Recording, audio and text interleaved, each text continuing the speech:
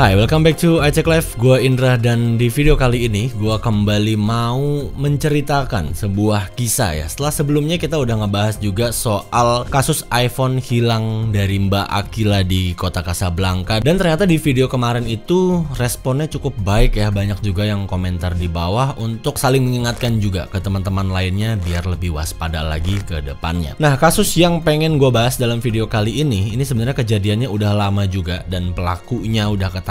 Dan mungkin banyak di antara kalian udah pada dengar kasus ini, soal kasus penipuan iPhone si kembar inisial RA dan RI ya. Dan katanya total penipuannya ini sampai 35 miliar. Bukan 3,5 miliar, tapi saya ulangi lagi 35 miliar. Uang 35 miliar itu banyak ya. Mungkin kalau kalian berhentiin abang-abang bakso gitu kan, mau beli mas? Enggak mas, joget bang, joget dia. Dan tujuan gue buat video kali ini bukan pengen bikin timeline ceritanya segala macem, karena ya udah banyak banget lah beritanya, bisa kalian lihat, googling aja. Cuman intinya adalah kita nanti di ending akan bahas nih kok bisa dan bagaimana untuk avoid kejadian kayak gini. Hopefully untuk kedepannya biar tidak kejadian lagi, khususnya untuk penonton iCek Live. So ya, ikuti terus video ini. Saya Indra, let's get started.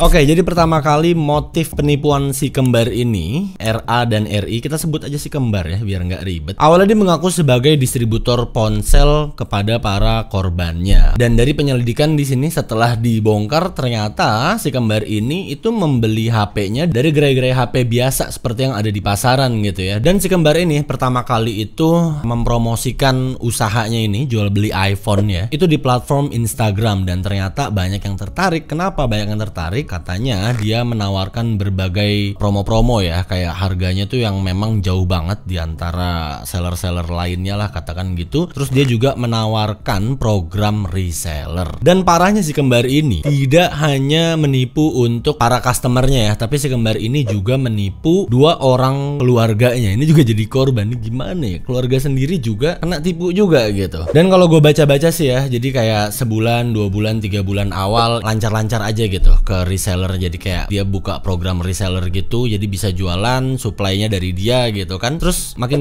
kesini kok mulai nggak jelas gitu kan. Barulah mulai pada bermunculan para korban-korbannya ini melapor ke polisi, yang mana itu ada yang ruginya dari jutaan, puluhan juta, bahkan sampai 2,5 miliar rupiah. Nah, kok bisa bang rugi 2,5 miliar? Kenapa nggak ada uang, ada barang? Nah, sayangnya si kembar ini tuh dia sistemnya kayak PO gitu. Jadi kayak ke resellernya, nanti resellernya punya reseller lagi, terus cari customer gitu ya, nanti PO ke atas. Jadi si pelaku ini menggunakan skema Ponzi gitu ya, nawarin ke resellernya gitu kayak, lu mau nggak nih invest atau naruh duit di kita, nanti usahanya jual iPhone seperti ini nih, untung per unit bla bla bla segini gitu kan. Dan memang awal-awalnya terlihat menjanjikan dan mungkin udah tercipta juga sebuah transaksi gitu, dan langsung kelihatan profitnya berapa per unit. Cuman ngerinya skema Ponzi adalah pada saat ya, ini kan kayak piramida gitu ya, pada saat bawah udah semakin banyak, uang udah masuk ke atas, yang atasnya kabur, selesai, udah nggak bisa ngomong apa-apa lagi gitu kan. Dan kalau kita lihat dari total jumlah penipuannya ini mencapai 35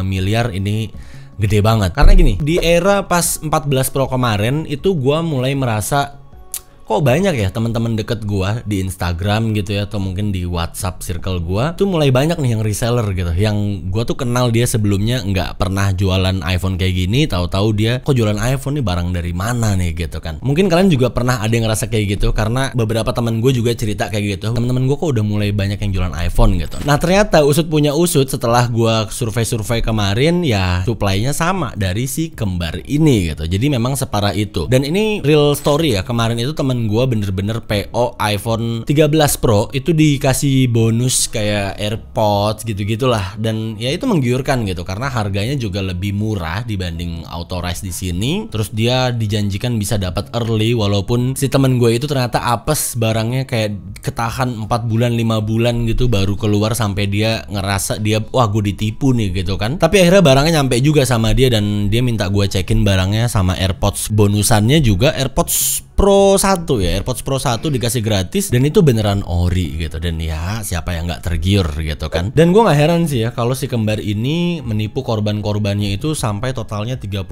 miliar, karena yang kayak tadi gue bilang, dia ini menggunakan skema Ponzi dan memang target dia mungkin lebih ditujukan khusus untuk B2B, which means itu adalah business to business. Jadi kalau udah B2B kita bicaranya udah quantity, bukan per unit lagi kayak kalian B2C gitu. Anggap aja gue janjiin Satria nih, lu kalau mau order iPhone sama gua gitu, dan Satria buka pre-order di WhatsApp-nya dan yang order ada 150 orang. Nah, setelah duitnya masuk ke Satria disetor ke gua terus gua kabur, ya udah easy money gitu. Sesimpel itu sebenarnya. Dan lanjut lagi ya, saat si korban-korbannya ini sudah mulai pada speak up, menceritakanlah apa yang terjadi sampai lapor polisi juga. Nah, si korban-korbannya ini katanya mendapat ancaman dari si kembar ini, katanya kalau misalnya dia speak up atau dia tulis di sosmednya gitu, ini bisa pencemaran nama baik bla bla bla dan sebagainya. Namun karena semakin banyaknya yang speak up, mulai bermunculan lah korban-korbannya si kembar ini. Ya udah, abis itu si kembar ini melarikan diri, bahkan sebulan tuh bisa pindah 3 tempat gitu ya. Dan dari keterangan Direktur Reskrimum Polda Metro Jaya Kombes Hengki Haryadi, untuk pelarian si tersangka ini menggunakan aplikasi Airbnb. Pertama mereka kontak di Greenwood Tangsel, abis itu berpindah ke apartemen Pondok Indah, lalu terakhir barulah di M-Town Gading Serpong. Dan polisi juga bilang katanya informasi soal keberadaan si Rihanna dan Rihani di M-Town Serpong ini didapat dari seorang informan pada dini hari. Jadi memang ada yang cepuin ya. Dan tim reskrimnya ini juga mengatakan katanya si kembar ini udah tahu akan ditangkap, kayak udah capek banget gitu melarikan diri dari kejaran polisi. Jadi akhirnya ketangkeplah di M-Town Gading Serpong. Gading Serpong deket sini lah, belakang sini ya kan, Alam Sutra lurus lagi. Terus gimana sih Bang biar terhindar dari penipuan yang menggunakan skema Ponzi? Nah, skema Ponzi ini punya ciri-ciri tertentu nih. Ini buat catatan aja ya. Yang pertama itu biasanya bisnis yang menggunakan skema Ponzi itu menjanjikan keuntungan yang gede dalam waktu yang singkat dan nggak ada resiko. Itu kalau kita pikir selintas aja tuh kayak what? Untung besar dalam waktu singkat nggak ada resiko. Itu impossible banget gitu. Kalaupun itu possible, kita harusnya worry nggak sih? Ini kok bisa gitu kan? Terus yang kedua adalah biasanya untuk resellernya targetnya adalah untuk ngerekrut orang dan mendapatkan komisi dari itu. Nah, sampai situ paham lah ya. Lalu pada saat investor atau reseller yang naruh duit dan pada saat dia pengen ngambil duitnya, dia pengen narik nih, misalnya dia lagi ada kebutuhan untuk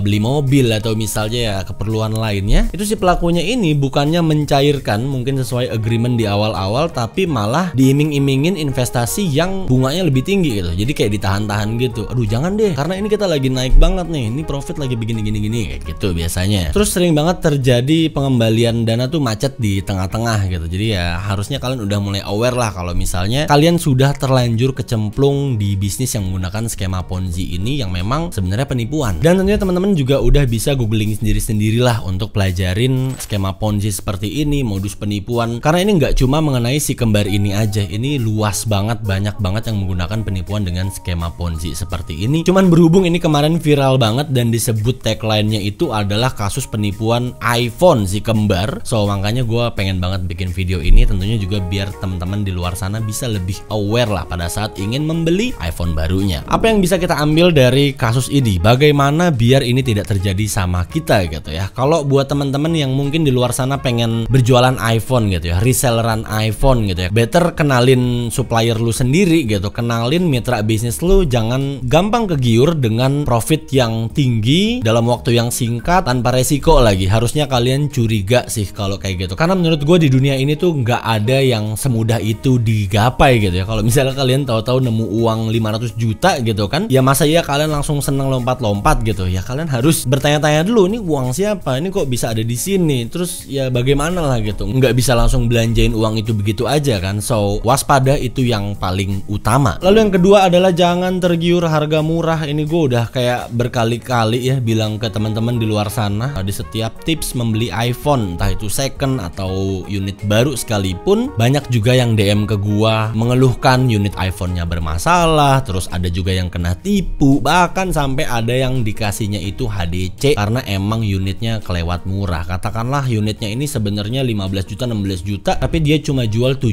juta 6 juta dan pas dikirim itu HDC. Karena gimana ya, gue nggak habis pikir sih. Kayak ibaratnya iPhone 14 Pro lah gitu, 21 juta. Terus tiba-tiba ada yang jual 8 juta gitu. Ya mungkin di luar sana buat orang yang tidak terlalu tahu soal barang itu akan ngerasa, wah kapan lagi nih gue dapet nih barang, wah kalau nggak gue beli sayang banget nih barang. Padahal seharusnya ya kita aware gitu, kok bisa harga segini gitu. Kayak ibaratnya lu ditawarin mobil Ferrari yang harusnya 5M tapi lu dapet di harga 250 juta gitu. Takutnya tuh Ferrari pakai mesin air. Jangan sepolos itu, karena yang kalian beli ini adalah barang yang tidak bisa dibilang murah juga. HP seharga laptop gitu. Ya gue ngerti lah sama keinginan teman-teman di luar sana mungkin ya, yang gue pengen pakai iPhone nih, cuman karena mahal gue pengen nyari yang termurah gitu. Yang penting bisa buat gaya gitu ya. Sorry nih ya gue ngomong seperti ini, cuman intinya adalah ya begitu adanya gitu. Saya juga nggak suka Apple jual barang mahal-mahal kayak begitu, cuman memang dari dulu begitulah adanya Apple. Jangan terlalu memaksakan yang tadinya niatnya mau gaya tapi dengan harga yang lebih murah, tapi endingnya ujung-ujungnya kalian malah ketipu. Mendingan nyari iPhone second yang memang sesuai budget kalian masing-masing. Walaupun itu second, at least ya iPhone-nya itu beneran fitur-fiturnya seperti yang kalian butuhkan, barangnya bener, barangnya emang sesuai fungsi yang dijelaskan sellernya, daripada beli barang baru tapi kita kayak membeli karung dalam kucing. Maksud saya membeli kucing dalam karung. Dan gue juga udah beberapa kali bikin video tutorial membeli iPhone second dan membeli iPhone baru. Apa yang harus kalian cek, apa yang harus kalian ulik-ulik dulu sebelumnya kalian cek aja di video-video kita. Dan tolong banget nih, gue minta untuk seluruh penonton iCek Live, subscriber iCek Live, family iCek Live. Kita punya sebutan fans gak sih? iCek Livers? Enggak lah ya, pokoknya teman-teman yang menonton video kali ini untuk saling mengingatkan temannya, saudara-saudaranya, mungkin om tantenya, keluarganya yang mungkin mereka masih awam soal begini-beginian nih, soal iPhone. Jadi diedukasi aja biar kedepannya nggak terjadi lagi kasus penipuan si kembar ini gitu. Ini si kembar udah bukan urusannya seunit 2 unit nih. Kalau sampai 35 miliar ini kita udah ngomongin mungkin ribuan unit. So ya mungkin segitu dulu aja untuk video kali ini. Tentunya dari banyaknya kejadian, dari banyaknya kasus, pasti ada hikmahnya yang bisa kita ambil dan harusnya bisa juga jadi pelajaran untuk kita semua. Karena tentunya seiring perkembangan dan kemajuan teknologi saat ini, nggak cuma smartphone-nya aja yang harus smart, tapi penggunanya juga harus smart. So, terima kasih untuk kalian yang sudah menyaksikan video ini dan sudah selalu menantikan video-video lainnya dari iCek Live. Please like and share this video. Komentar juga di bawah bagaimana pendapat kalian soal kasus ini, dan kalau kalian ada pengalaman yang tidak mengenakan soal penipuan iPhone, ketipu beli iPhone gitu ya, silahkan ceritain aja di bawah biar teman-teman yang lainnya bisa lebih waspada tentunya. So kita ketemu lagi di video berikutnya. Saya Indra, until next time, goodbye.